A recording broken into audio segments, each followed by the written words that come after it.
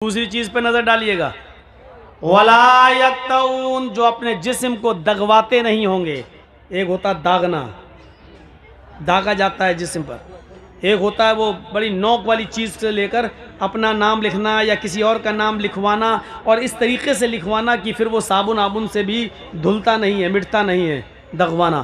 पढ़िए अल मकतबा शामिला फतावा दायमा फतावा कमेटी के फतवे को, शेख सालेह अल उसैमीन का फतवा देखिए। जो लोग अपने जिस्म को दगवाते हैं, ये दागना, लड़के ने लड़की का नाम लिख लिया, लड़की ने लड़के का नाम लिख लिया, ये दागते जो मिटता नहीं है।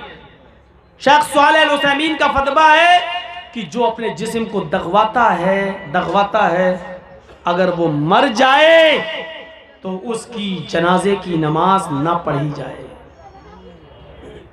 उसको मुसलमानों के कब्रिस्तान में दफन न किया जाए। ये दगवाना है। वला यक्तऊन, जो अपने जिस्म को दगवाते नहीं होंगे। और तीसरी चीज,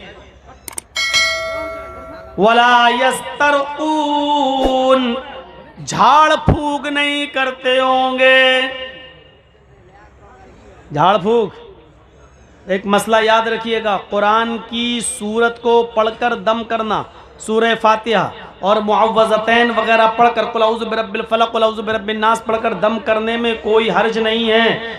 आप ये दुआएं पढ़कर दम कर सकते हैं। लेकिन अगर कोई शख्स बीमार है और ये भी ना करे और ये कहे कि अल्लाह ने बीमार किया है, अल्लाह ही पर हमें भरोसा है, वही हमें ठीक करेगा, जो झाड़ फूक ना करवाए, बस उसने बीमार किया वही ठीक करेगा, और ऐसे ही रह जाए तो ये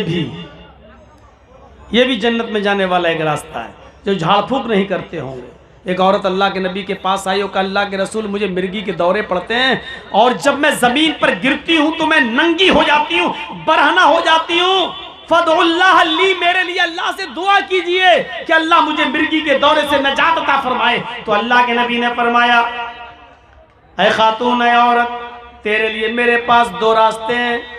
पहला रास्ता यह है कि तू सब्र कर, पहला रास्ता यह कि मिर्गी के इन दौरों में तू सब्र कर, लकिल जन्ना, तेरे लिए जन्नत है, यानी मैं दुआ नहीं करूंगा तेरे लिए।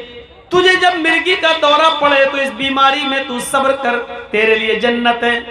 और दूसरा रास्ता यह है कि मैं तेरे लिए दुआ कर देता हूं, तुझे आज के बाद मिर्गी के दौरे नहीं पड़ेंगे, लेकिन इसमें तेरे लिए जन्नत है या नहीं, ये अल्लाह बेहतर जाने, ये अल्लाह बेहतर जाने।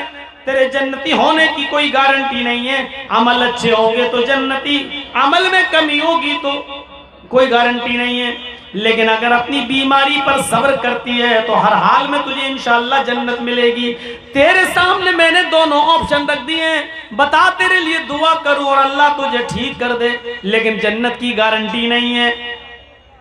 और दूसरी चीज, दूसरा ऑप्शन यह है कि तू इसी बीमारी में रह जा और बीमारी में सब्र कर, लकिल जन्नत, तेरे लिए जन्नत है। कहने लगी, अल्लाह के रसूल, तब मेरे लिए दुआ मत कीजिए, तब मैं सब्र करूंगी।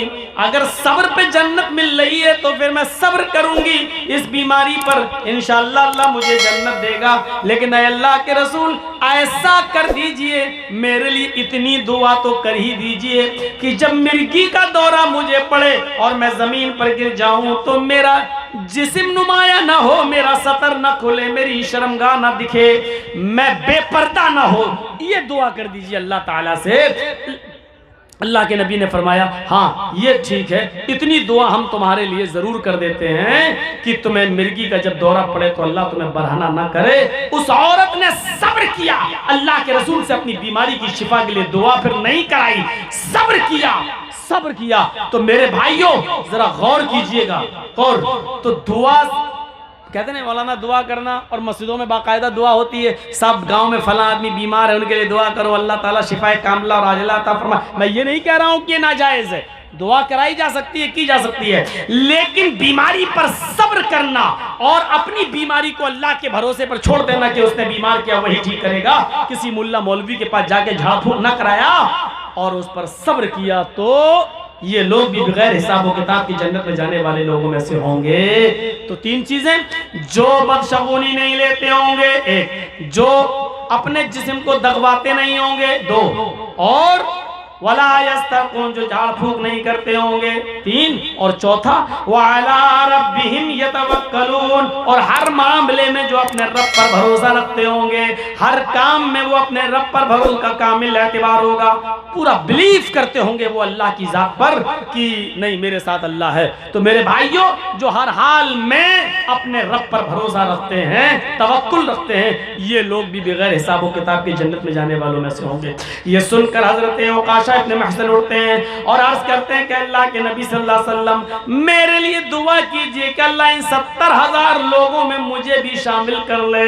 अल्लाह के नबी फरमाते अंत मिनहुम या औकाशा, आए औकाशा, 70,000 लोगों में जो जन्नती होंगे, बगैर हिसाब किताब के जन्नत में जाएंगे, उनमें तुम्हारा भी शुमार है, जाओ उनमें तुम भी हो। हजरत औकाशा ने, अल्लाह के रसूल ने कहा तुम भी उनमें से हो।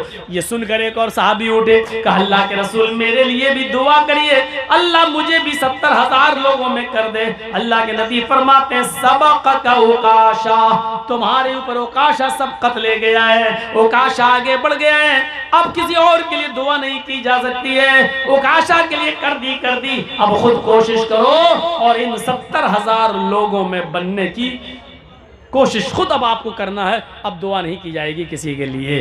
तो मेरे भाइयों, ये